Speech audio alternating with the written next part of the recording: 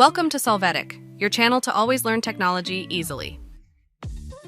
Below in the description, you will find useful links we used in this video.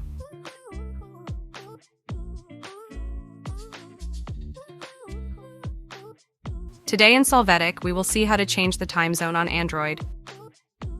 We start by opening the settings of our phone. Then, using the search engine above, we are going to find the time zone option and click on it.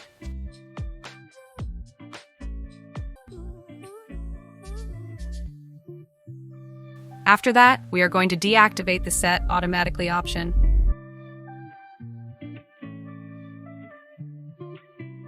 After this, we will be able to click on the time zone and choose one manually to change it. Hey, remember to subscribe Solvetic channel.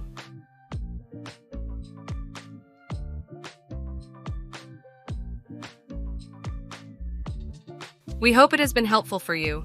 Here are links to watch more videos of your interest and subscribe to the Solvetic channel. Thank you.